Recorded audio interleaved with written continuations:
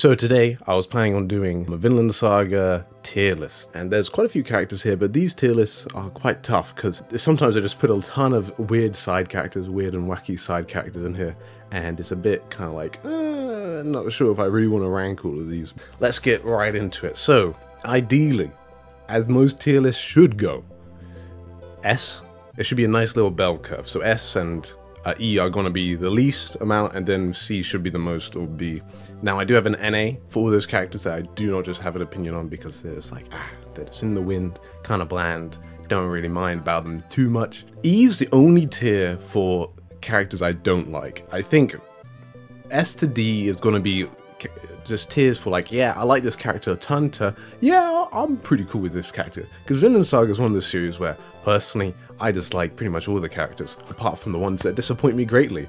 And we will get into those. Sweet, let's first get into Anne. So Anne, if she's from like episode, what is it? Episode 14 in the anime, probably around about chapter 30-ish. And she's just a character that pops up, and I'm actually a really big fan of her. It's kind of similar to Berserk's Lost Children, where it's Lost Children arc, where it's just like this this poor young person just caught up in like the state of like complete violence and just war, and it just sucks. But I love how it kind of implements her family's more legalistic religiousness in there. So it's got that, you know, like, if you do this, you're gonna go to hell.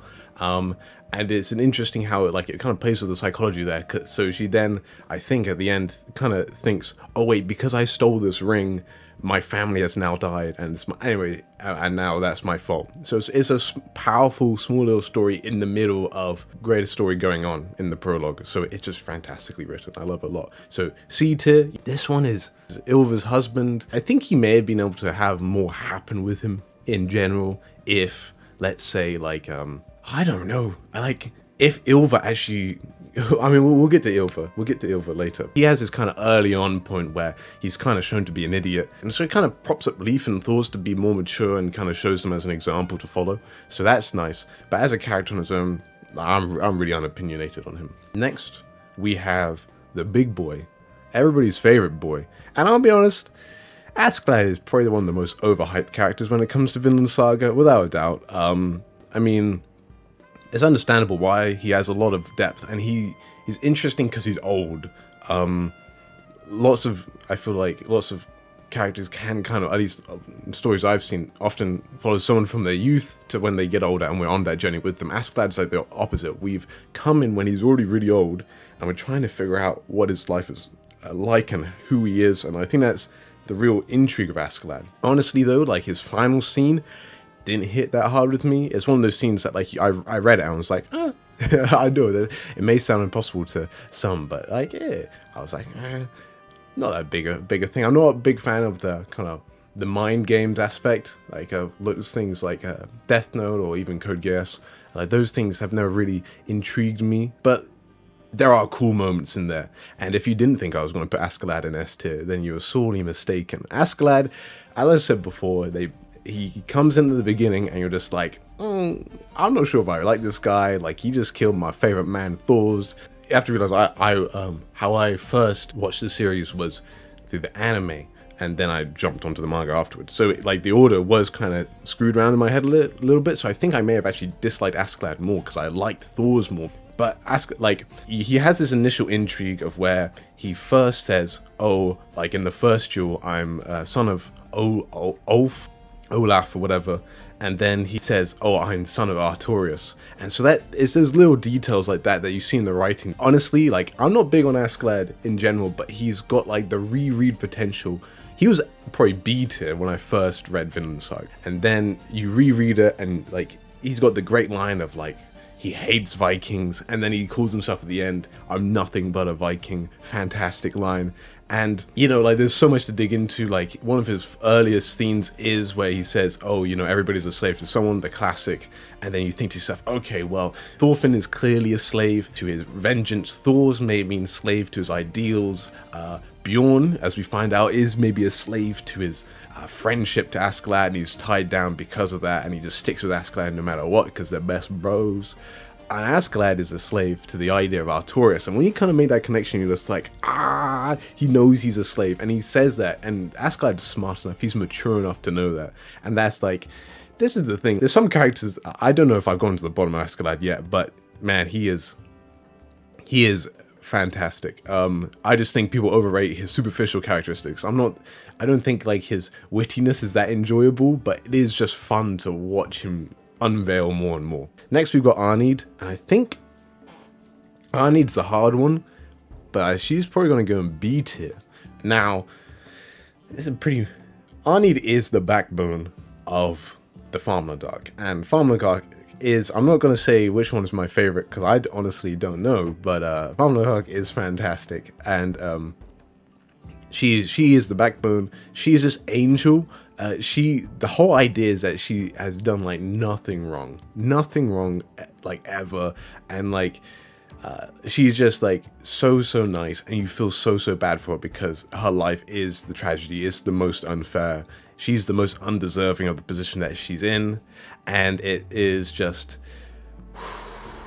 I think my issues with her is that she's almost, and this is how the arc hinges on her being perfect, but that almost doesn't give her character depth until Garda turns up and she has that moment of weakness, and you've already seen the pieces of the perfect farmland kind of fall apart, like, and when I say this is not referring to the arc, this is their time on the farm. It's been great, it's been lovely, and you're like, oh, they're gonna get free, and then you just see bits and pieces fall off, and we'll get more into those characters that kind of lead into this overall narrative that kind of, as you see it all fall apart. And Arnheid taking that turn is so human, and it's so awesome, and you just have to love her for it. I think though, and it may be a little tough, but her thing with Einar is a bit odd to me because I never got the impression that she actually liked him, like she ever would have gotten together with him, and that almost seems like Einar has this grandiose view that he could actually go with Arnheid, and it seems a bit frivolous. Maybe she did, maybe she seemed to find him somewhat charming, but I think that's probably where I kind of, my small fault that kind of stops her from getting to A tier for me, is because I didn't feel like she quite got there. But there's so many scenes where Arnheid is just so good. So no disrespect on our girl. Next one, which is Asgeir. He's Thorfinn's right hand man. He gets a lot of buzz. People like him a lot, and he's a good side character. But he's definitely a D tier for me. People are gonna be mad at me putting disrespect on this lad's name. Honestly, I didn't know who he was until Baldr Seawall arc. I completely forgot about him in the prologue. But he serves his purpose really well, and I actually quite like him in the Baldr Seawall arc. You know, he's a really good reality check for Thorkel, and he's a good person to bounce off. Like, at the end of the day, you know that lots of Thorkel's success is coming down to this chap here. Next is, oh, Halfdan's wife. What's her name? She's going in D tier. She's another like good character that she actually very similar to Azure. They both like got these big, larger than life male characters, and they just help kind of neutralize them. She is a really good way to kind of put Halfdan in his place a few times. So Halfdan acts like he's a big boy, and at the end of the day, she's like, boy, we're living in Iceland in the 11th century, and she's just a good like counterbalance to him. This lad, he's the guy in Wales, though he does have a pretty strong character.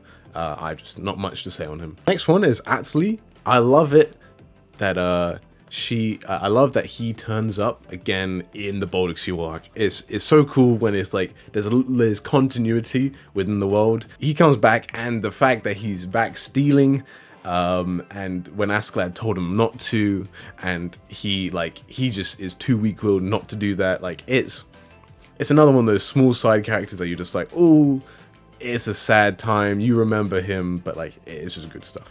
Next one is Badger. If any of you guys remember this bloke, he's one of the guests. He's the one that gets first killed by Garda, I think, and he just gets absolutely slaughtered. I mean, I like his design, but he's an NA for me. Dang, D tier's looking kind of big now. I'm going to take the second Asgeir, so, you know, want to get that bell curve going. Next one is Baldr.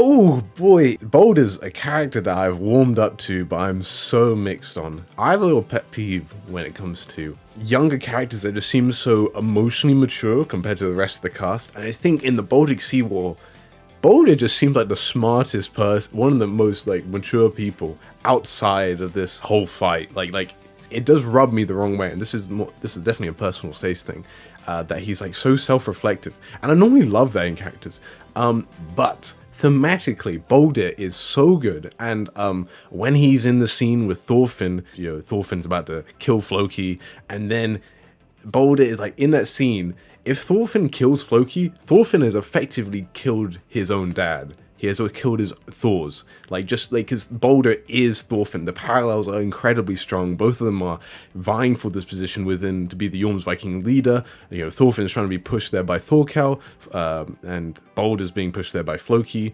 But he's a C for now. He's not D tier. I like the thematic stuff. Yukimura is so strong on his themes, and that is something that I think, even if you don't like the Baltic Sea War arc, you can't take that away from it. And like, at least what it's trying to do is very clear on what it's trying to do, and we'll probably get that into more later. Cordelia. Now, I just want to see more of her.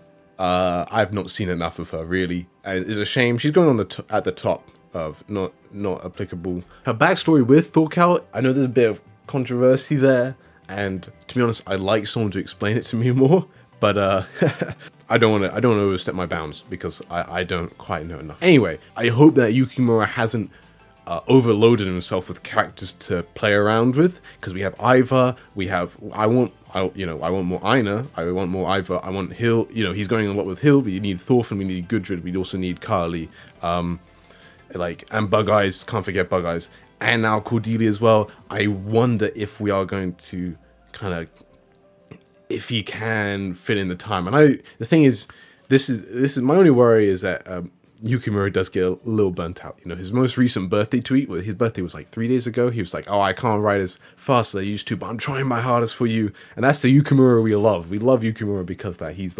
45 now, he's been doing this for so long, but he's putting in so much effort. But I hope he gets to properly use Cordelia.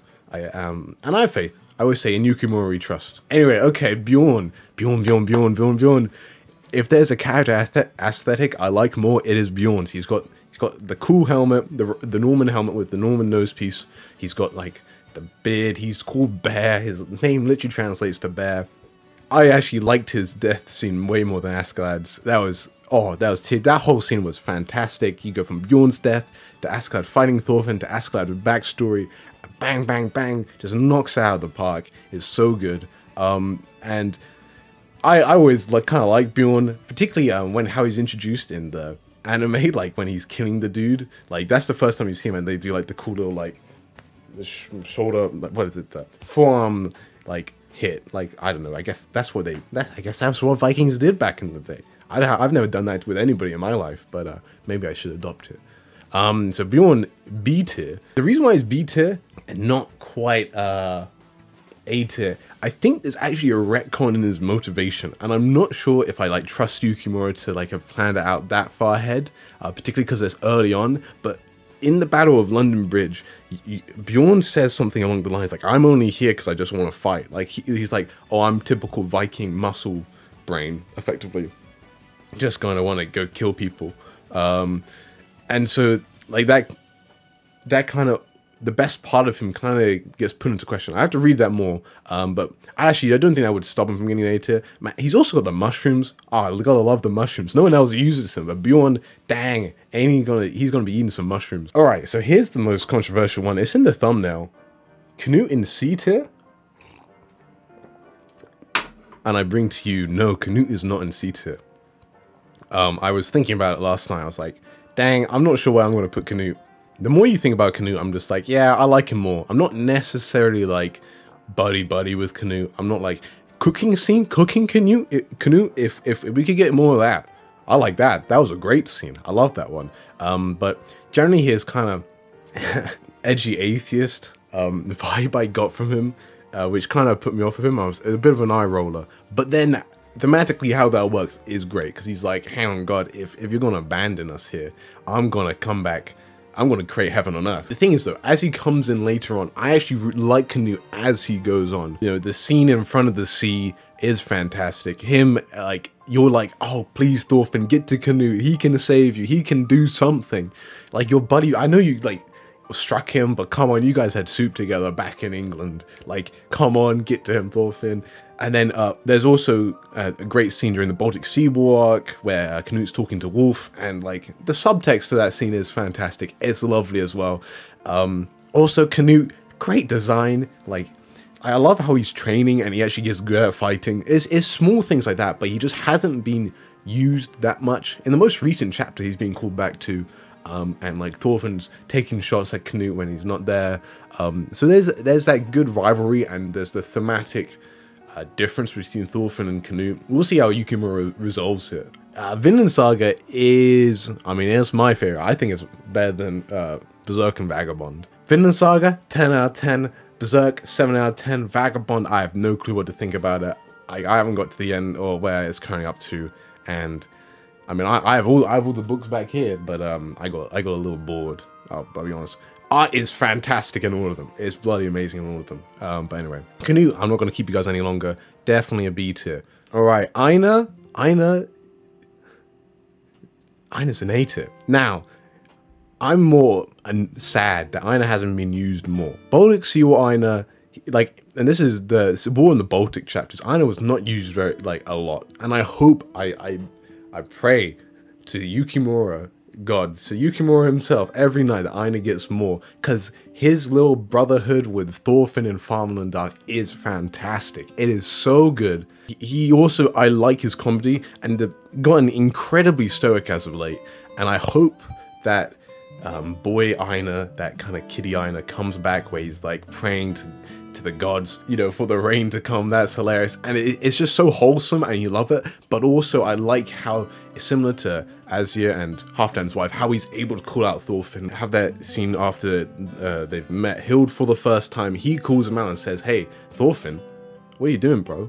You just gave up on me. Did you give up on me?" And like Thorfinn, like they have a little argument, but it shows that their chemistry is still there. They're still brothers, and they're still working together in this. And Einar's not afraid to call Thorfinn out, because the biggest misconception of Vinland Saga at the moment is people are like, Thorfinn after Farmland arc, his character development's done. You know, he's not going to grow anymore.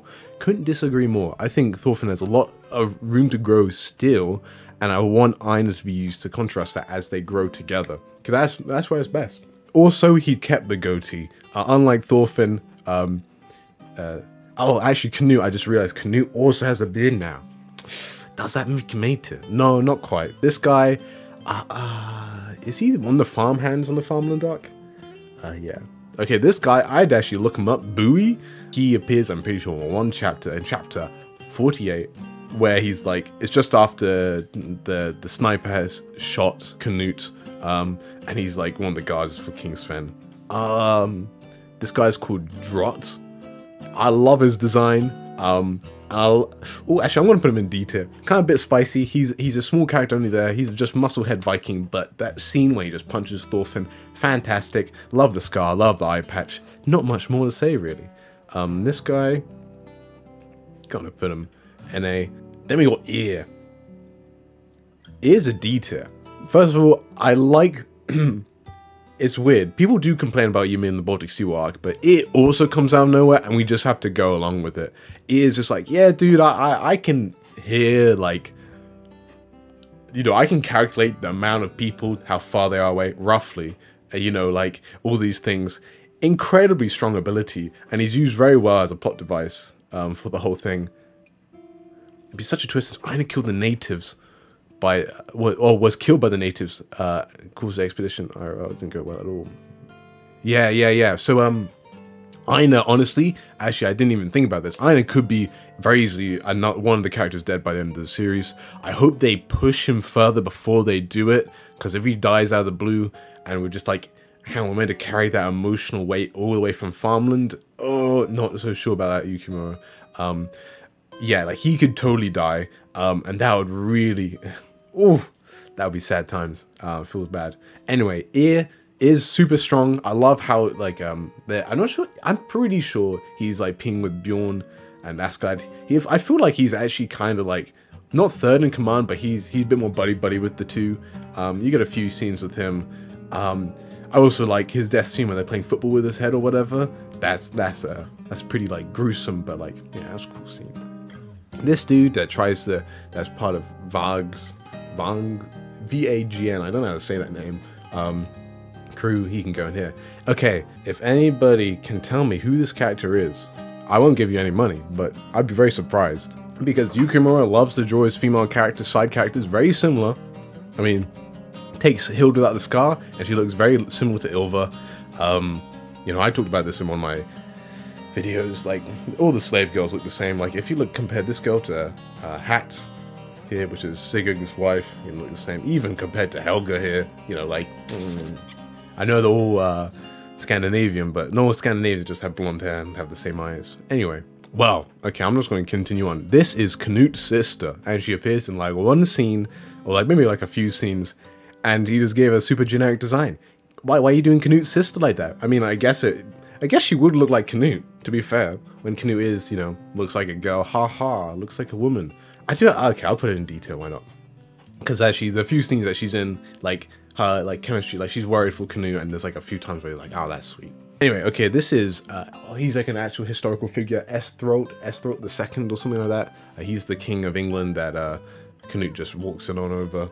And here, if you've seen any of my posts, I don't think I've talked about a character more publicly than Hild. And, I mean, we know where she's going. We know she's going in S tier. Now, the tiers aren't necessarily ordered. S tier, any character in S tier can be my favorite on any given day. I will say that right now. Now, Hild, I understand why people may not like her as much, you know? She kind of says very similar things again and again. She beat Thorfinn in a fight that can make us all feel bad. Woman beating a girl in a fight? No, I cannot have that. What else? She only really talks about Thorfinn or to Thorfinn. Her relationship is only, you know, feels really just like, just with Thorfinn. So it's kind of a bit, you know, I understand why people not feeling it as much. But the hunted and hunter chapters are genuinely some of my favorite chapters. If Askeladd's final scene was meant to make me tense, it did not work. Hild, though, is so...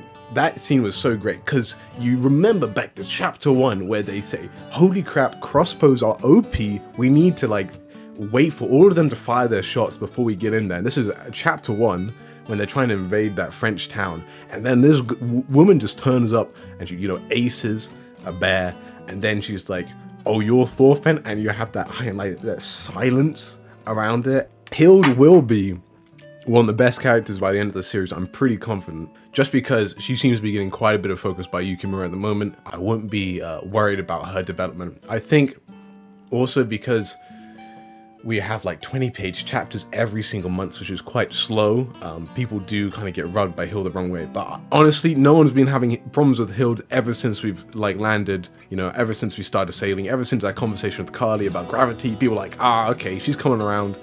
I like it. And what I want with Hild, I want there to be, okay, there's a little prediction. I think there's going to be a similar scene that's reflective of Baldr, Thorfinn, and Floki in Hild, Carly, and Thorfinn. So Thorfinn's Floki, Thorfinn may have killed, and yeah, so the only way to get it is Thorfinn. If Thorfinn actually kills someone, whether it be accidentally or not, Hild goes absolutely crazy, and then there's Carly at the bottom, like kind of like there, and then Hild doesn't go through with it.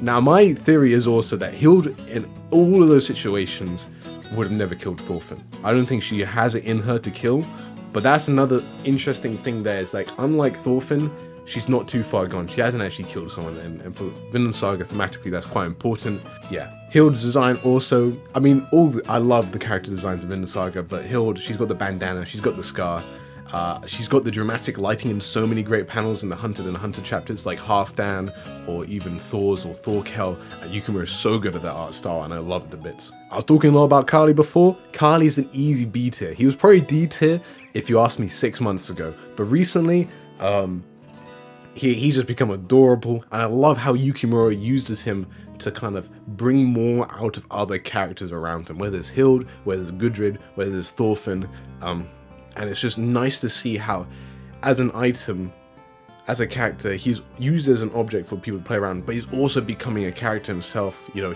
best boy Carly, how do you not like him? He figured out gravity at 4 years old, you know?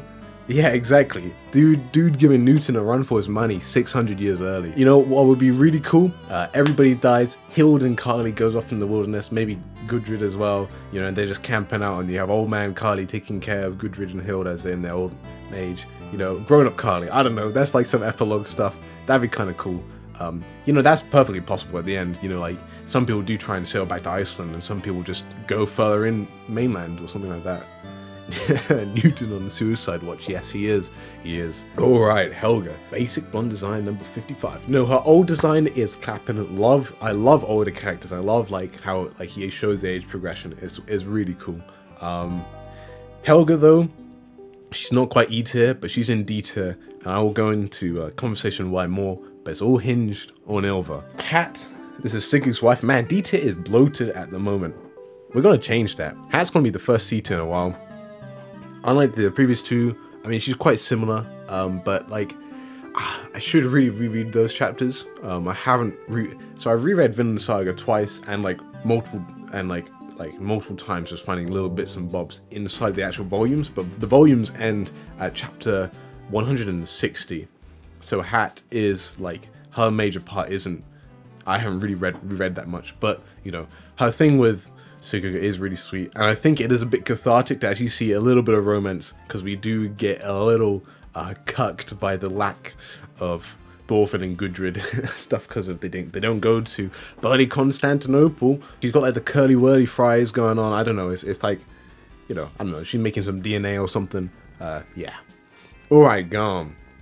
Garm is a character I have very little to say on, but he's still going to be a B tier, without a doubt. Garm is B tier. And none of these tiers are really ordered. I think, yeah. Garm serves his purpose well as just complete maniac, as a complete just force of nature that you just can't reason with and can't stop with. But he still maintains to be actually quite fun. He does lighten up the series, and I guess his best point for me to talk about Baltic Sea War arc. Baltic Sea War arc is definitely probably the most controversial arc, and this is the Sea War chapters. I think, you know, the rest of the Eastern Expedition arc as a total is pretty good. It is actually really good. But Garm is the epitome of this kind of like making everything really juvenile and undercutting everything in the Baltic Sea War arc that's been built up before. And I think that's really what people feel bad about. Like, they feel like, man, Vinland Saga is not being very serious anymore. And I think that's kind of the point. That's definitely what Yukimura was going for. The Jormungsviking, when they're introduced, they are so badass, so menacing, so scary. And I was actually initially quite annoyed by how pathetic they seemed. You know, like you have two guards on the outside of like Baldr's, you know, house or whatever, and they're like, oh, I hope someone doesn't come to attack us, and then Thorfinn comes out of the blue and attacks them. And you're just like, I'm not sure about that humor, Yukimura. They sound like idiots. But even before that, like when Thorfinn has this amazing like 1v10 in like chapter 129, I think, when he's like fighting, like he just fights loads of people with the help of Hild. He just shows them to be complete frauds, basically, because they're first like, oh yeah, we have honor. They don't have any honor. They just want to kill him. They just do what they want. And so even the best fighters in the world, the most honorable, the ones that are idealized the most, are complete frauds and shouldn't be respected at all. And I think that's a key thing with Baltic Sea War. That's why there's so much humor in there. There's like don't take this seriously because it's all really stupid. War sucks and war is bad. And I think the issue is that Yukimura just kind of twists that screw a little too tight for a lot of people. And then they kind of feel like, Thorkel feels like he's even dumber than he was before. The Thorkel has a great scene with Wolf where like Thorkel just reminds us that, yeah, I know, like, I just love war, dude. Like, you can't stop me. And he grabs him by the face and like this is the Ganondorf side B choke. Garm in general, like he has one of the best scenes, probably my favorite scene, maybe not my favorite scene, but one of the best scenes with Thorfinn in the arc where, you know, it is on the rooftop and, you know, Thorfinn, you know, adopts both things from his background, from both Thor's and Askeladd, to defeat Garm. And then and Garm's kind of crafty, you know, he can't be contained. I like how he like turns up with Vang on the end of his stick and you're like, okay, Thorfinn's gonna get away, and then he does, you know, very anime, very typical manga, where he just kind of turns up and he's like, why are you trying to run away from me? And you're like, holy crap, this guy's faster than Thorfinn. He is just legit running faster than Thorfinn. and that's like the scariest thing, because Thorfinn has always been the fastest, without a doubt, when it comes to just running speed. I feel like maybe others, but I feel like Thorfinn would beat most people in a foot race, and then Garm just comes out and just absolutely annihilates him. You're just like, holy, it put this like sinking feeling in your stomach. Garm also has like, he's crafty when he gets the girl to go up to say, oh, I like, are you part of Thorfinn's crew, you know, and then, you know, has that scene with Bug Eyes, and yeah, so he is quite menacing, and he's intimidating, and so for that he serves his role very well. Man, I said at the beginning of this, I don't have much to talk about with the Garm, but I do.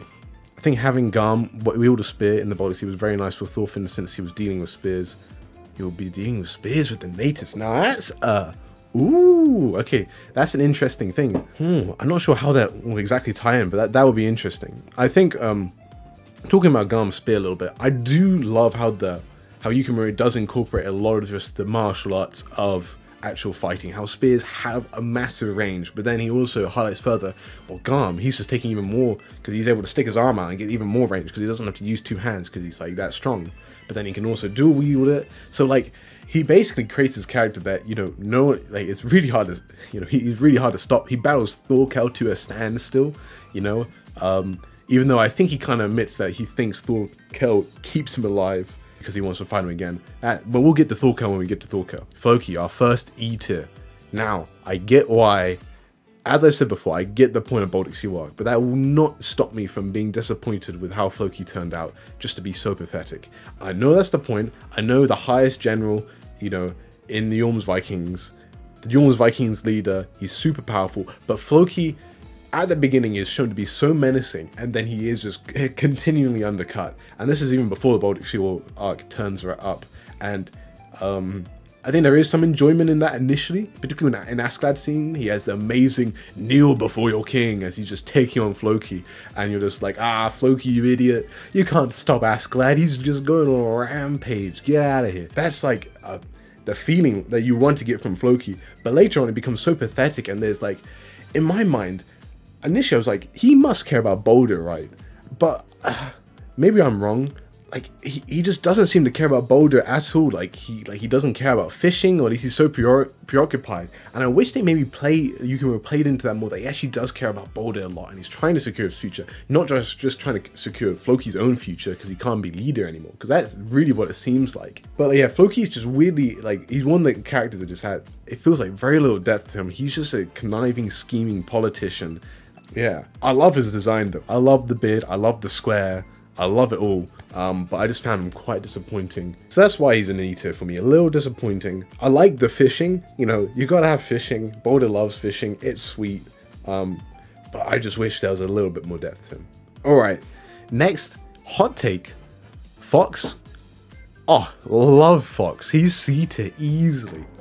It's not that hot, but Fox, you probably don't remember him, but he's like snakes. He's probably one of the snake's guards, so he's called Fox. Snake is called Snake. You got Badger, you got Wild Dog, you got Rat, you got Snake. Oh, I already said Snake. You got a load of them. Anyway, Fox, I love. He's a guy who's actually chopped off the top part of Thorfinn. I love how he's introduced. He's a bit of a menacing character. I just like his character in general. He's that character where you like, oh, he's that playground bully at the beginning, and then you kind of get, oh yeah, get him boys, like when he's kind of destroyed at the end, and you actually kind of feel bad for him, because all his friends, his family effectively, his brotherhood has been just dashed completely. He's one of those small characters that goes over a little arc in the background of things, and it's just nice to enjoy. One of those kind of things on top. Garda. It's hard to talk about Garda because so much of his character is intertwined with Arnheid, but I'm going to put him next to Arnheid as he should be. But Arnheid's ahead, definitely. Garda, I love how the farmland arc is framed. It's so fantastic. And Garda is just another one of those wrenches where you're just like, everything is going beautifully. You know, the boys take on the farm, they're going to get out, they're going to be free, then they're going to go sail to Vinland, because that's how it's going to go. You know, maybe even Einar gets a girl at the end. But Garda breaks out. He starts the chain of everything going downhill. Oh, well, actually, Thorgil also starts that chain. We'll get to Thorgil. And it's just, and then he, you know, like, he's got so many impactful scenes, and he is just he's actually really strong. He's like an amazing fighter. And so he is just another wrench in this overall massive turning machine as the Farmland arc. And it's just another piece, and he just works so well. And his death with Arnheid, you can't help but feel sorry for the lad. He's just nuts. He's crazy. When he strangles Snake, that was a fantastic scene. He like comes out and he does the classic Yukimura style of like blackening out the face and making the eyes pure white. You know, he's done it with Thorfinn. I'm pretty sure he's done it with a lot of other characters at some point. He just comes in and looks like a monster. Oh, he did it with Thorgir as well. He made the eyes white. Just pure rage. And you're like, holy crap, he just took out Snake. This dude, I think actually Askeladd refers to him as uncle. I don't think he's his actual uncle. Maybe he is. Maybe he is Askeladd's uncle. But he's the rich dude with all the slaves. As I talked before with Askeladd, he's the guy that Askeladd gets to say the great line. One of my favorite lines, and it's used twice. I think I prefer when Kenny uses it, but you know, everybody's a slave to something. This guy as well. And there's so many just side characters that you're like, man, I kind of wish I knew a little bit more about you. But that's what kind of gives Vinland Saga a world its flavor. This dude here is one of the Romans in Wales that helps Askeladd get to cross.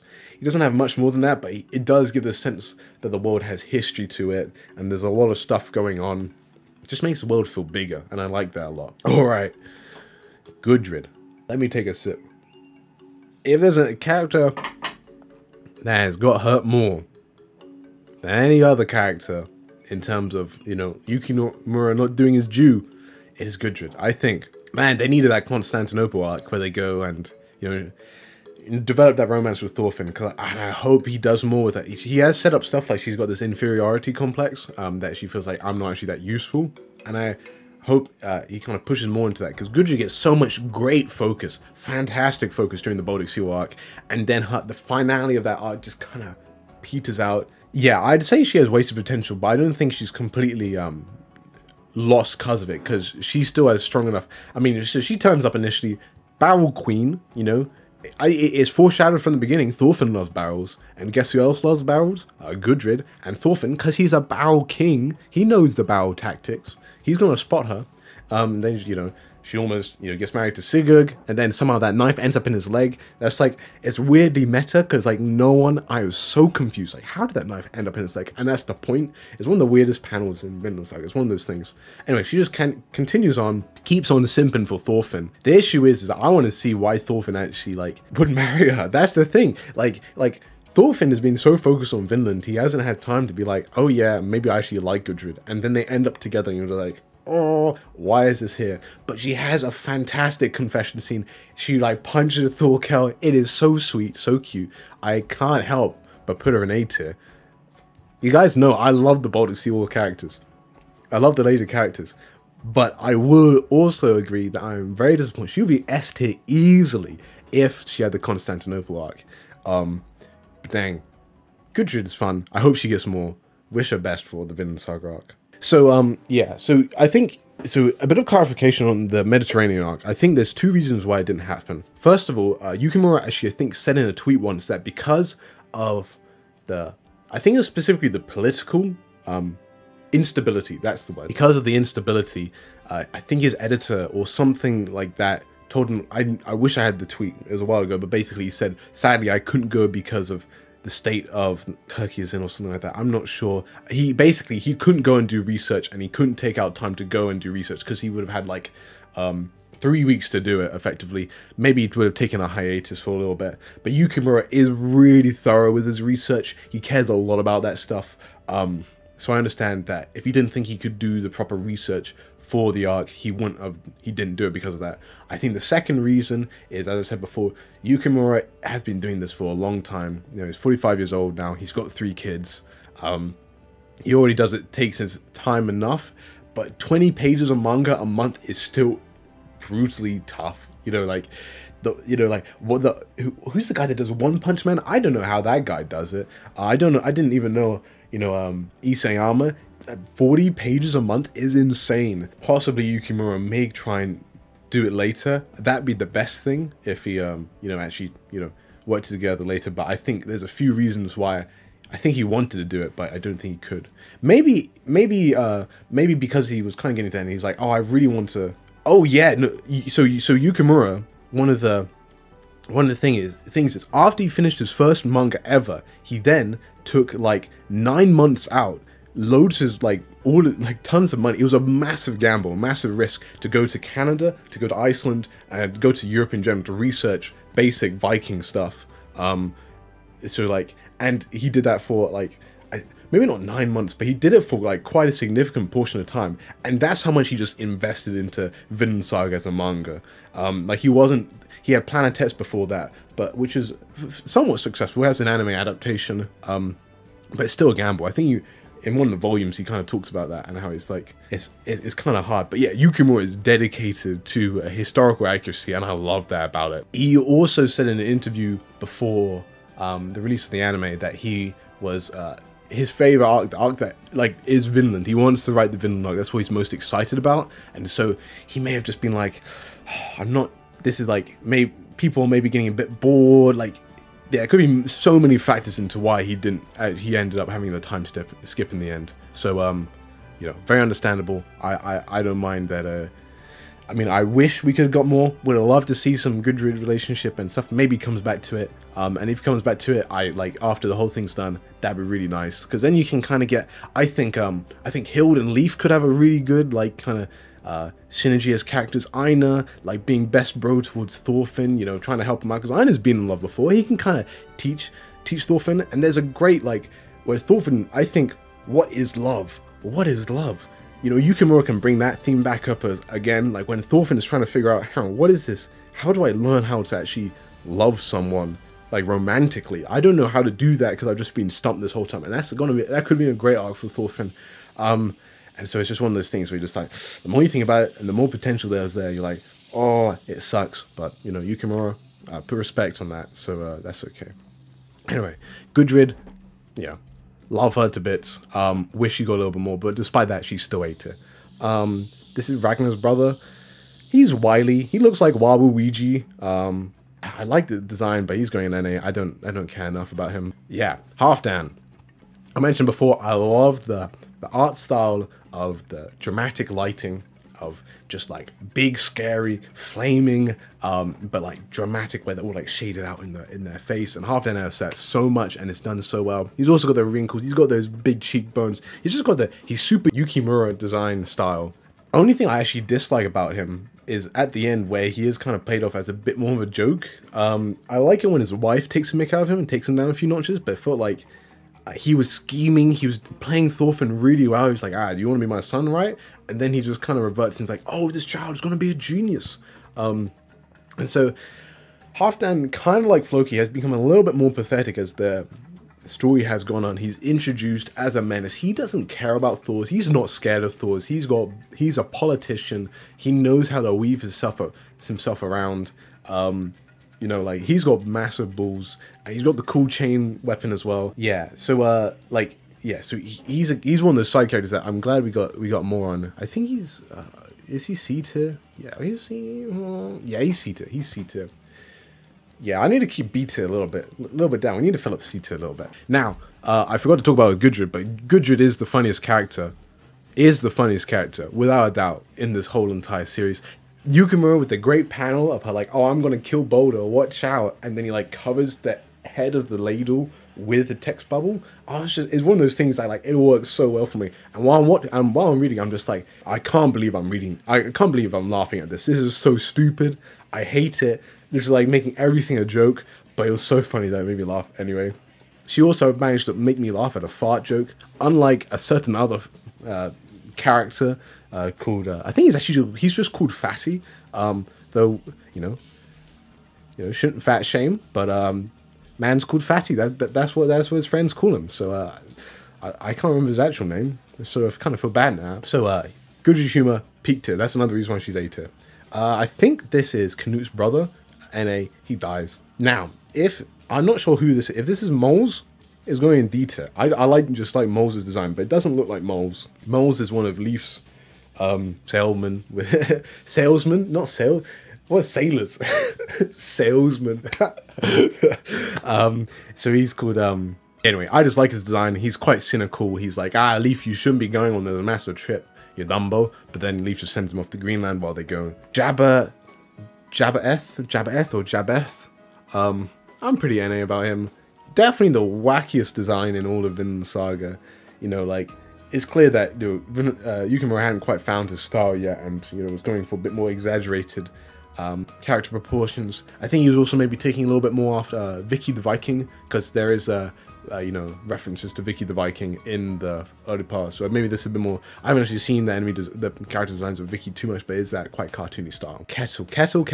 Where are you going, Kettle? We are putting him in A tier. Okay, he may be B tier, but I'm putting him in A tier. And he is. Oh. Okay, man, I love Kettle's character. And people hate him for good reason, because you're meant to hate him. But I can't help but feel sorry for him. He's like if Floki had that nuance to him. I love how pathetic he is. Yes, exactly. So he's incredibly pathetic, incredibly weak. But at the beginning, he's kind of, you're like, oh man, okay, this is a good slave owner. I know that's like, you know, but it's relative to the time. Like, he's actually quite nice. When Kettle's going downhill, the farmland arc is going down here. He is a perfect representation of his arc, is a perfect representation of how my feelings were generally through it. And you, like, when farmland arc, when he's in control, when you feel like, oh, Kettle's, you know, he's a nice guy, you know, he may be a little bit wily and be like, ah, yeah, you work hard for me, you know, the slaves that work harder, then you can get a spot on the farm, or you can get free after 3 years. You know, I know you're a slave, but, you know, he knows how to kind of manipulate people. But the thing is that the dude genuinely does have a heart. When he's in front of those kids, the only reason why he, like, hits them or, like, takes it, you know, like, beats them is because Thorgil is there pushing him to do so. Like, he does actually have a heart. Like, he's not a monster. He's just very weak-willed. And so you kind of see, as soon as Thorgil turns up the scene and Kettle's not the one in complete, like, control, you kind of feel that veil of Kettle just slowly fall away piece by piece. And that's really representative of the farmland arc in general. And also, he's got one of the most jaw-dropping scenes in Vinland Saga where he takes out an Arnheid. You just have, like, that is so viscerally, like, drawn by Yukimura. Like, that's, like, he's stabbing her in the side. Like, that panel is so good. And he's just going completely crazy. And generally, at the end of the day, Kettle is very weak-willed. He's probably very insecure about himself. You know, that's why he probably tries to procure so much wealth, because Sverkel, his father, you know, like he has these disagreements and he wants to prove himself to him. It's another one of those great father-son dynamics. I need to talk about the father-son dynamics, but Kettle just has a lot going on with him that I respect a lot, and I love the emotions he made me feel.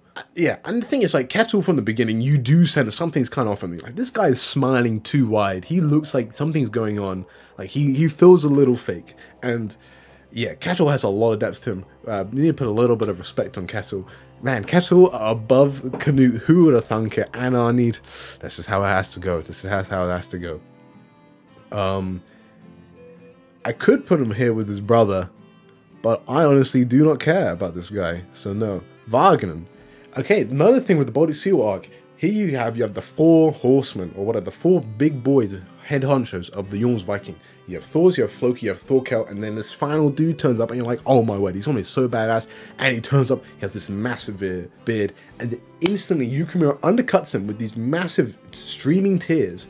And then he just seems like, okay, this guy's just another idiot general for an army. You know, he's got nothing. And then he gets killed off screen. This guy sums up the theme so well for what Yukimura was trying to do with the Baltic Sea arc. And the more you kind of realize that, you're like, yeah, Varganen, like, you kind of initially think he's scary, you think he's like, oh my word, yeah, like, he's a big player in this, and he is, but guess what, the narrative does not care about him, because war's stupid, all these things are just getting undercut in there. I don't say how seriously you take them, I probably used that wrong, because Yukimura wants you to take war very seriously, but he just wants you to see how fruitless and frivolous and pointless it is. Anyway, I actually don't care about him, because there's not enough time to care about him. Okay. Willowbold, S tier.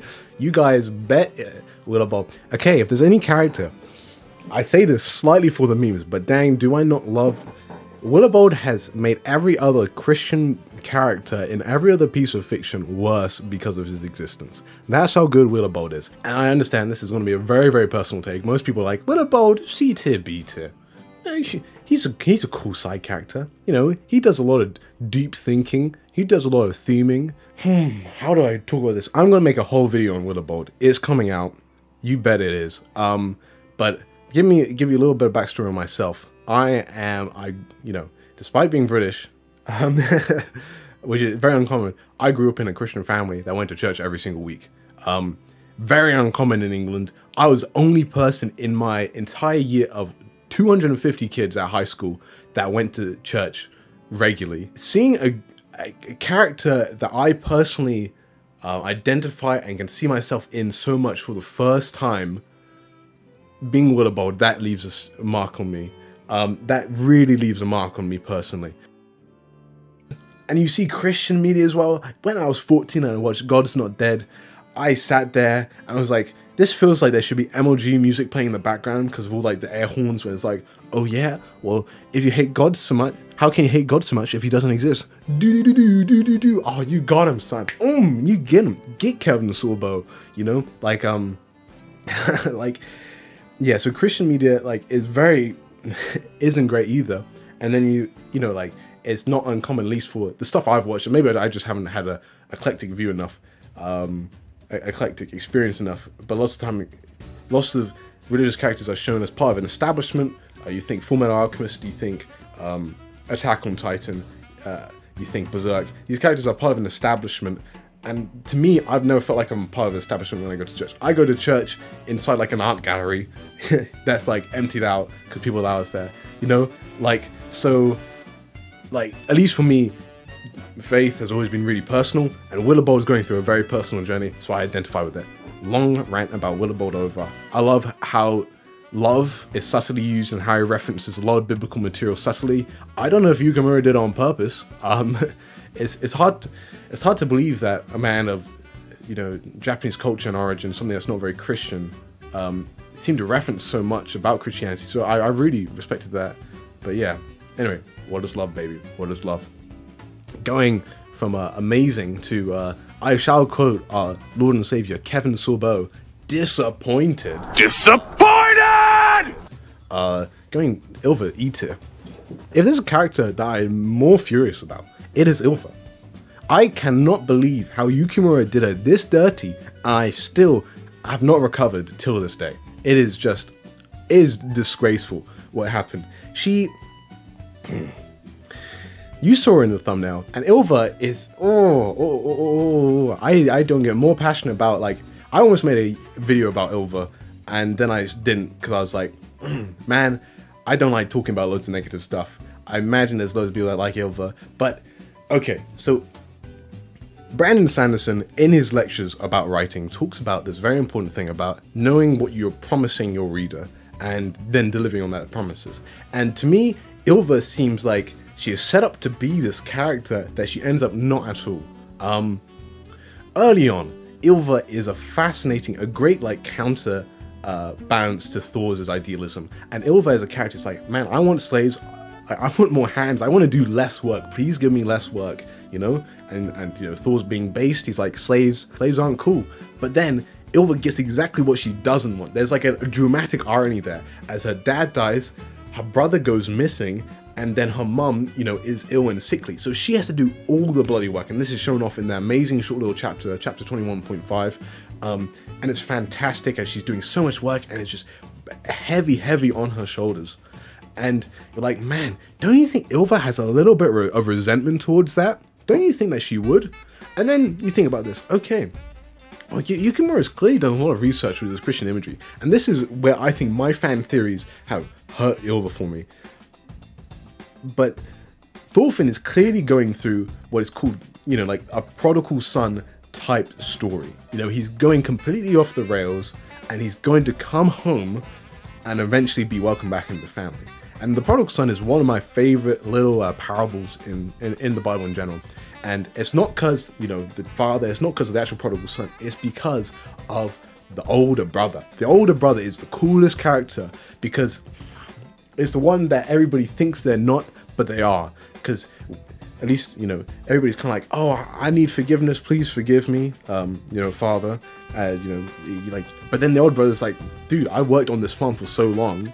Why are you here? and that's kind of very entitled feeling, and that's kind of like a great reflection of, you know, how entitled you can get about anything really, but also particularly about religious people, and how, you know, we can get very entitled very quickly about, look how good I am, look how morally great I am compared to you. And I think anyway, so that's that. And I'm like, Ylva is setting up to become this very entitled, justifiably so, but very entitled character that has a big grudge, and I feel that. And then Leaf comes in, and I think this may just have been a translation thing, but he says the words, the prodigal son has returned, in like chapter 99 or whatever, just before they get to see Ylva.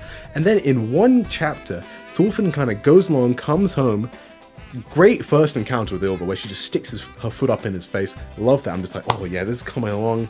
I'm feeling this. And Thorfinn goes and sits by a dock for one panel, makes a turnaround. I'm just like, hang on, wait, this is going way too fast. Why are we going so quickly? Then he turns up in the house and you're just like, oh, Helga's here. She's like, welcome home, my son. She recognizes him, unlike Ylva. Oh, that's great. But then I'm thinking, okay, Ylva's pretending not to recognize him. She clearly does. But no, she just doesn't. She's just like that dumb, and it's just played off as a whole joke. As she punches him, you're just like, I can't believe it. I've never been so disappointed, and Ylva has never returned to form. She's been continually used as a joke character. She does call back the joke with the punching though, and it is kind of, you know, funny how Thorfinn dodges it the second time. That's nice. I'll give Yukimura that. But you best believe that Ylva could have been a fantastic character set in like that pocket of Iceland a little bit more, but just not used at all. And I really felt like she could have been said, she's like, yeah, she's just a joke character. She does get the nice scene with Thorfinn and cutting his hair, but then she cuts his beard. And I'm just like, okay, this is going to be a nice scene. But then you shave off the goatee, makes Thorfinn realize he likes himself without the goatee. Diabolical. This is unacceptable. Anyway, Ylva E tier. My favorite joke in Vinland Saga is the one, yeah, Ragnar is pretty great. We're going to get there. Is when there's two dudes and they're aiming arrows at the dude, and one dude's like, oh hey, this is my brother, long lost brother, like I'm gonna send my necklace to him or my ring, and then he shoots it, he'll know it's me, and then he just shoots him in the head, and then the other dude just laughs at him. It's such a good funny joke. But yeah, Uncle Iroh vibes. Yeah, Ragnar does have that Uncle Iroh vibes, but he's more he's definitely much less patient than Uncle Iroh. Yeah, I'm gonna probably C tier or B tier.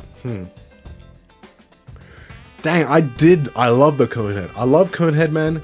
He's really like, his death just came out of the blue for me. I think it is kind of obvious on retrospect, but I was like, no, like Ragnar, like I can't believe like he just like, I didn't know what was going on. That was just like, there's a sense of shock and all there. But also Ragnar's fine, like you just kind of like him because he's like, you're like, yes, another good dad. Thank goodness. Like that, another good dad is here. Yeah, like, and it's hard just not to kind of like the guy. Though C tier does have a lot of heavy hitters. I can't believe Anne's in the same tier as Hat. I don't know if I agree with that now. Anne's great. We'll keep Ragnar in B tier. I don't have much to say about him, but yeah, I really enjoy him. Sigurd. My only issue with Sigurd is that his arc is very similar to Omar's from the Farmland arc. But dang, doesn't he have one of the best like dialogue scenes with Gudrid when he's talking to her? And this is when you're like, yeah, Yukimura can do some killer dialogue scenes, and then they do the time skip, and you're like, oh. But man, Sigurd's growth is so nice, but he's so pathetic. He's funny, like it's funny to laugh at him, and then but he's also kind of badass, like with the chain. Like he's another wrench that. Is he A tier though? He may be B tier. But he has that great scene with Gudrid.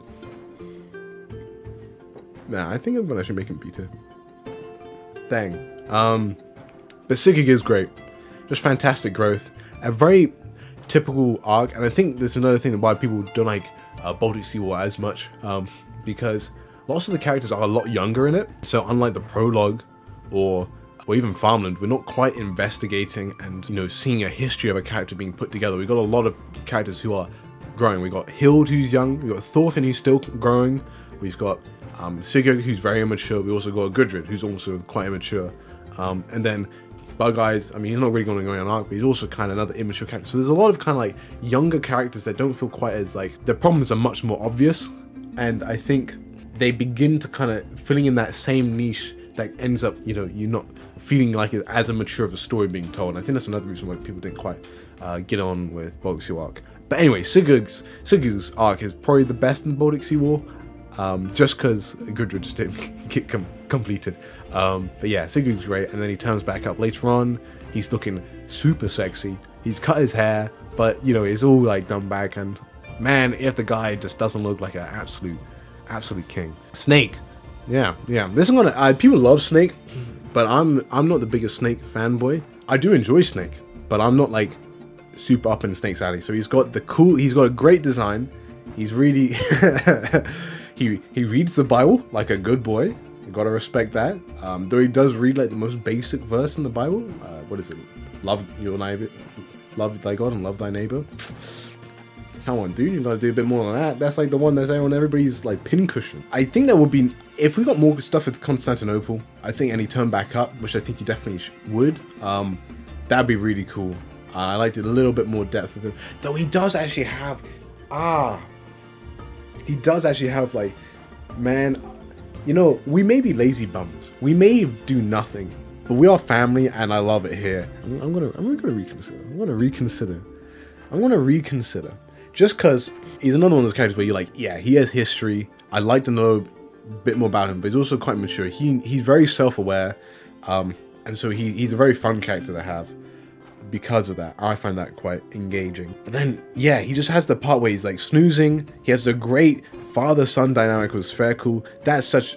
Okay, let's get Spherical up here. I'm going to talk about him too. Spherical's definitely a B-tier. Man, everybody's just funneling into B-tier. This is like great stuff, great characters.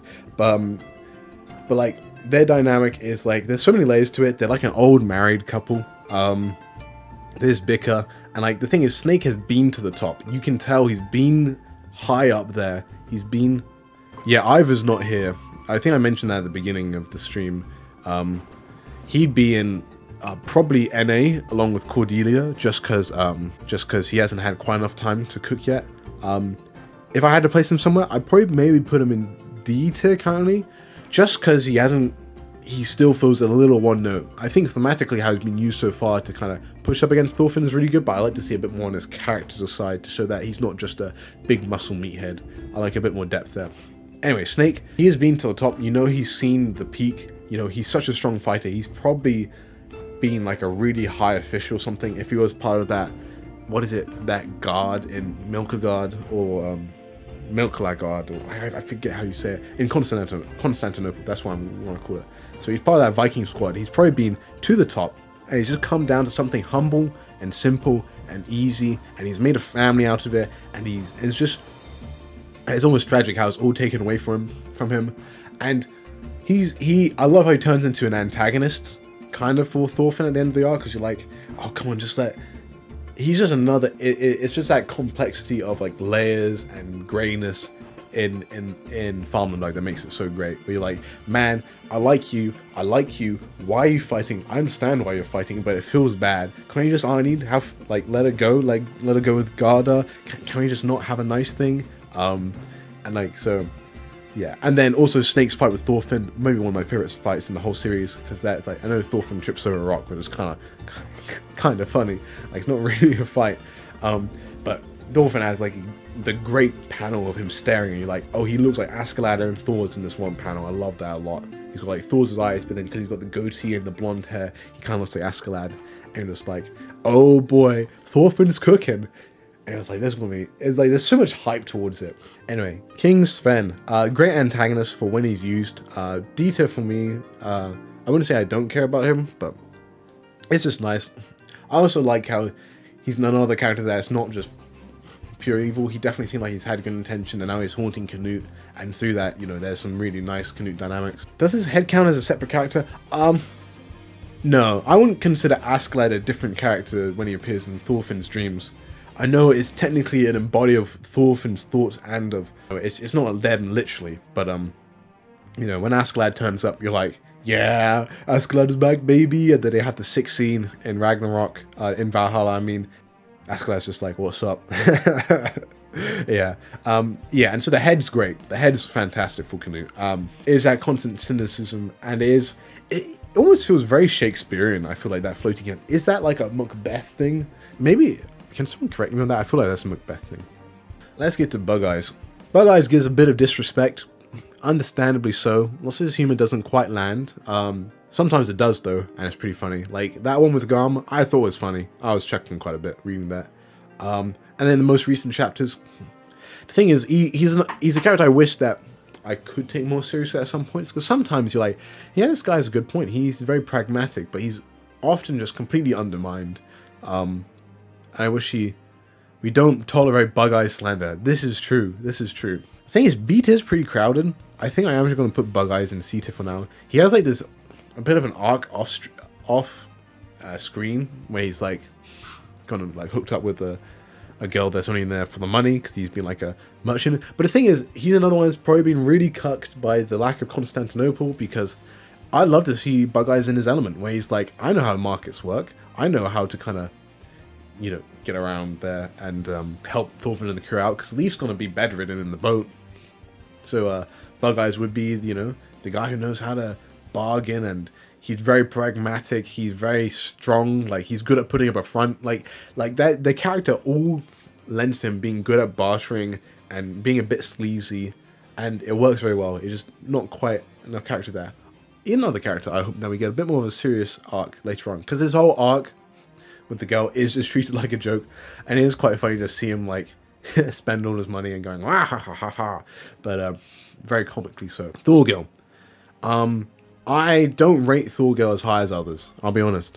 C tier, but that does not ever take away from the pit in my stomach when Thorgil turns up on that farm and you're just like, it's all going wrong. I've talked about it before on this already, but Bug Eyes is definitely a cool character in that he's a survivalist, and that itself maybe because he used to be a slave.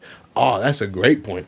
That's a fantastic point. Yeah, so like his background. I think Bug Eyes can also, like, there's a lot to build on with Bug Eyes. You can do a lot with his character, you know, like he may have like inadequate issues because, you know, he's literally named after Thorfinn, you know, like everybody calls him Bug Eyes, you know, like he feels like he's not wanted. Like, so he may have a chip on his shoulder, and like, so you could do stuff with that.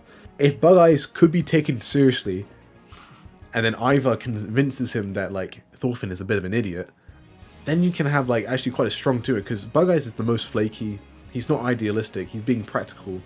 But I just hope that's not just undermined to be like, oh, he's weak and he's pathetic. I want Bug Eyes to be something that you can take a little bit more seriously sometimes. Like, he's still, I'd be absolutely fine to, you know, have more comedy in his character. But yeah, what was I talking about? I was talking about with, Thorgil.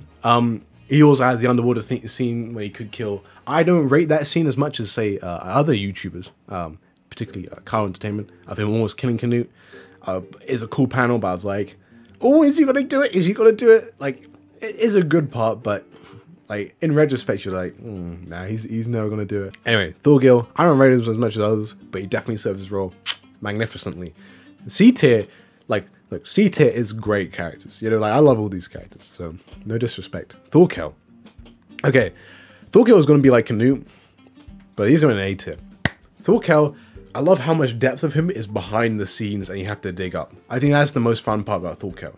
So Thorgil, I don't find Thorgil's humor that funny. So Thorgil, you know, like his fight scenes are pretty good. I like the first fight scene of him and Thorfinn because that reminded me of Sheik versus Donkey Kong in Smash 4 for some reason. I don't know why when I read that, but I was like, this Sheik character, I was like, Thorfinn's gonna wipe the floor with this dude. He already beat the first dude. Like, it's gonna be easy. Like, I know this guy throws a Baldr, but he's just like big muscle head. He's not got the speed. Like, and you're like, Thorfinn's gonna get the ankles. He gets the he looks like he's gonna get the neck or what is it? And then this Thorgil just stops it with his hand. It's just it's so amazing. I can't believe, like in retrospect, I'm just like, oh man, I'm such an idiot for not thinking that Thorgil was like bigger business than he actually was, because everybody was hyping him up, but I was like, nah, Thorfinn's got it. But I love how he is this embodiment of war, this embodiment of the Viking ethos, and he's reached the height of it. He's the pinnacle of it, and he's still not fulfilled. And he's like the ultimate like case study for why Viking society doesn't, like, at least the aesthetic of war and why war doesn't work. Just like it just doesn't work. So Yeah, so he's like saying, hey, you could get here and you're still unfulfilled. It's also shown with Thor's as well, when you're like, okay, well, Thor's got to the top, but then he realized he had a family, and families are just way cooler, according to Yukimura at least, than fighting in war. And that makes sense because Yukimura, that was around when he had his first child, and I think, you know, fatherhood is deeply explored in Vinland Saga. It matters a lot to Yukimura. It may not be a grand narrative, a grand thing that is weaved together very intricately like, say, pacifism is. There's so many different case studies of different types of fatherhood and son or daughter dynamics that are just fantastic. And Thor's being like, yeah, being a father is way more important than being the best warrior to ever live. And so he resigns himself to being a father. If we can get off Thor, I want to talk a bit more about this fatherhood thing. So you can see there's so different case studies. So you can see, yeah, I'm hesitant to say Askeladd has a particularly, I think it's not a particularly father-son relationship. If it is, it's a very it's much more of a semantic issue, but like it's not a good relationship. It's not a positive relationship. But Askeladd has definitely had a massive influence on Thorfinn's life. He's definitely one of the most impactful. He was in those most influential years of like 6 till 18 or whatever. You know, Ragnar and Canute, and then Canute and Sven, where he is with him. You got Floki and Baldr. You got Snake and Sverkel, and then Sverkel with Olmar and with Kessel. Like, you got so many different just case studies of like different types of fatherhood and son things. And Yukimura, I think, is really almost using that to explore how he wants to be a father himself. And so I think that's a really interesting thing to think about. Because if you go to his Twitter, you go to Yukimura's Twitter, his handle is mangaka, so a manga author, father of 3 sons, and then the author of Vinland Saga. So, you know, like, he cares, he put, you know, he's father of 3 sons before he is a Vinland Saga writer, which is his most famous series, and, you know, what we love him for. But that's the thing, he puts so much value on being a father. And so Yukimura really, I think there's a lot to unearth with that scene. I'd like to do a bit more of a deep dive on the fatherhood dynamic. Anyway, Thorkel, I love how he's not satisfied with war. I love how he's smart, but he just chooses not to. He's very self-aware, and I think that's the best part about Thorkel. He's not like, oh, I'm big monkey brain, just gonna smash things. He's like, no, I want to smash things because I find it fun. I'm gonna make it hard for myself because I find it fun, because I want to have as much fun fighting people as much as possible. He's not self-aware enough to find out that, hey, if he didn't fight, maybe he would find satisfaction in other things like Thor's. He wants to find out what Thor's was about, and the closest you get is to almost fighting Thorfinn again, but he doesn't. He's like, oh, Vinland? What's this Vinland thing? Like, so Thorkel is actually almost a bit of a traumatic character, because he's reached, it's almost like, say, like, you know, someone becomes a billionaire in this world, or like gets insanely rich, and they, you know, they're not fulfilled by that money. Thorfinn regretting not going to Thor's was really great. Yeah, Thorkel is actually a slightly tragic character. He's just stuck in the same spot, and, you know, he doesn't kill Thorfinn. Why? Because he respects Thor's, but also he wants Thorfinn to come back and fight him. He doesn't kill Garm because like, the amount of people that can make him feel something when he's fighting is so little that needs to spare their lives so he can fight them again. And that's what he's really looking for. And that's why he lets Garm go. That's why he doesn't kill Garm, because he's like, if I kill him, I don't have anybody else to play with. And that's, you know, despite as wacky as Ymir just turns up and is like, hey, I'm here to fight you. Like, he does want a wrestling toy. Like, you know, like, nothing's like adequate for him and his desires. And so that's just a really sad thing. All right, so Thor's. The legend of Thor's is Aether. Now, Thor's isn't in here for very often, but his legacy and the echoes of his character carry some of the prologue for me. I love it when you're like, oh, Thorfinn's gonna find out a little bit about Thor's here. And so Thor's being in the memories of so many of the characters around him is really cool and really awesome. First of all, I love the type of character that Thor's is. I love big characters with a big heart. Kind of like your Sergeant Major Armstrong from Fullmetal Alchemist Brotherhood. Also Scorpia from She-Ra and the Princesses of Power. Who else? Cuddy from The Wire. You know, I like these big characters, you know, muscular frames but big hearts. Male or female, I like those. Naui from Dorohedoro. He's also a bit of a dork, you know. He messes up the welding on the pan or the pot or whatever, as he's hammering, like he's hammering too hard, and so you're like, oh, it's nice. And he has this lovely scene where, you know, Helga's wrapping his hand, and there's a lot of sorrow there. And then from there, you're like, oh, Thorfinn, son of Thor's, he's a big deal. I want to know more about Thor's. You better put respect on Thorfinn's name. Put respect on Thor's name. He died a hero. I love Thor, you know, and it carries through, and then you meet Thorkel, and it's like, yeah, I know who Thor's is. I'm going to tell you a little about Thor's. And you're just like, oh man, that scene where he's on the roof and he's drunk because he thinks Thor's is dead. And then, you know, that one's a great scene. And then even further later on in the Farmland arc, when Thorfinn has a dream after he's punched a dude, and he meets Thor's, and like this view of how Thor's would view Thorfinn is fantastic as well. And then how Thor's also lives through the eyes of characters. That's such a good artistic detail where like Thorkel was trying to find a character that's like, hey, your eyes, like Thorkel's, you know, very perceptive, and it's like, okay, Knut's eyes are like Thorkel's. They have a conviction. I think that's the best example of Yukimura actually backing Knut, what Knut's doing, because Thor's is meant to be this ideal character, then Knut gets the eyes of Thor's, and they're drawn the same. And then Thorfinn is recognized by Helga through his eyes with Thor's, you know, like, so like, the eyes matter a lot artistically, and so Thor's living through that, and then his thing with Floki and how Floki just feels like he's looking down on him, and so the echoes of Thor's character are fantastic, despite actually not being in it very long. Leif, I really like Leif at the beginning, but I felt like he's just a good background character, but he hasn't had anything super substantial. He's a bit of an antagonist to Gudrid in the Fetid Turn chapters. Actually, that made me dislike him more. I'm just like, oh, come on, Leif, stop being such an old man. Let girls sail, you know? Don't be so sexist. That his ending with Thorfinn was so lovely. He's like, go, my son. And he's just like, yeah, he never quite got back to Vinland, but he starts this whole thing off, and you gotta like him for it. He also has a few good quips here and there. Also, you really want him to find Thorfinn again. You're like, oh, please find Thorfinn. Yeah, so it follows that. But, yeah, C-tier for me. Askeladd's mum, I forget her name, is like Lara or something. Oh, damn, I forget. Anyway, she goes in here. Askeladd's dad, Ulf, also goes in here. Olmar, I'm going to put him next to Sigurd, actually, because they're very similar character arcs.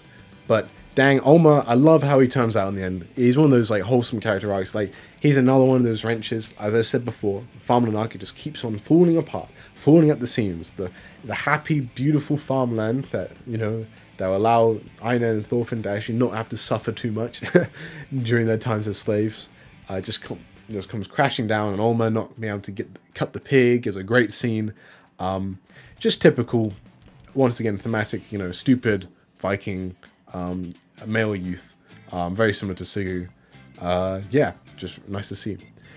Petal, definitely a C tier. Love the guy. He's like, yeah, he's like the wingman in the corner of our slaves, because he's been there. He's now a farmhand, and you're like, yeah. He's also got those Brock eyes where he's like always sort of squinting. It's an interesting aesthetic choice.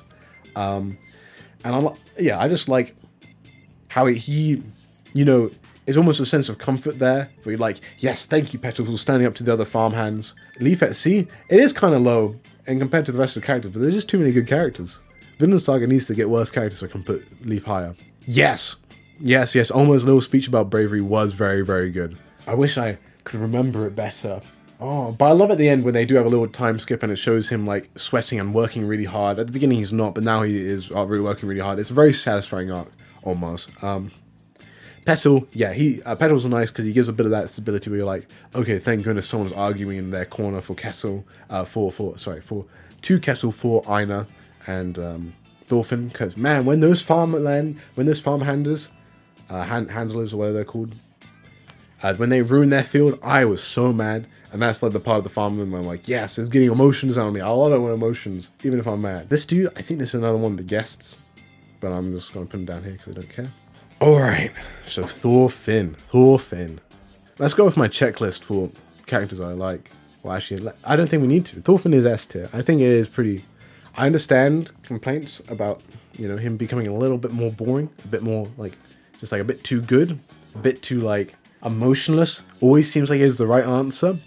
And I understand that, and I also kind of agree. I would like a bit more, like, pushback against him. But his arc is just so fantastic. He is such a strong main character.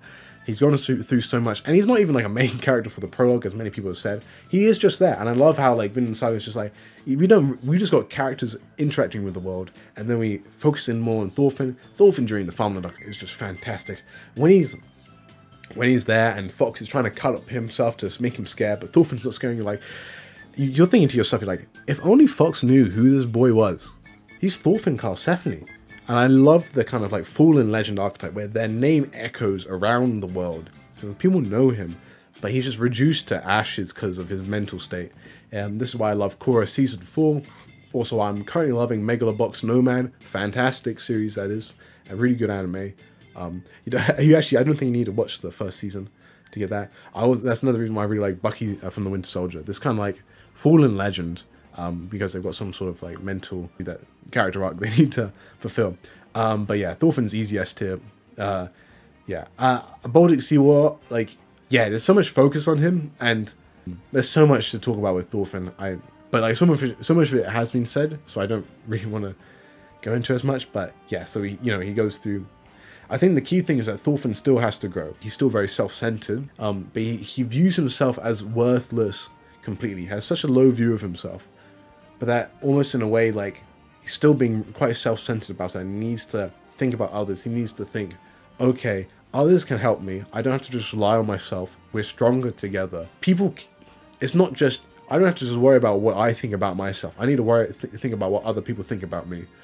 And there's another thing that could have been explored more in the Constantinople arc, about, Gudrun cares about him, but he can't see that because he's so focused on himself, and he's like, I need to stop people I care about hurting themselves because of me, because that really sucks, and I hate that how that feels. But he's gone almost too far in the other way. It'll be interesting to see how his arc ends. I wish the narrative would challenge him more. Yeah, I think this is I mean, I think the Baltic Sea War arc, as Carl said in his video, is meant to challenge Thorfinn, but I don't think it does feel like he gets off a little easy. And I think currently he is shown to be a lot wise and clearly in the right, like while the narrative, how the narrative's portraying him. So I hope he does get pushed back. Maybe he makes another error. Maybe he makes another mistake. Thorfinn's still got a lot of way to go, and it'll be really interesting to see how his whole story ends. But currently, he's definitely an S tier just for specific moments, even if he's not S tier all the time. Even though he's maybe not as consistently peaking as an Askeladd.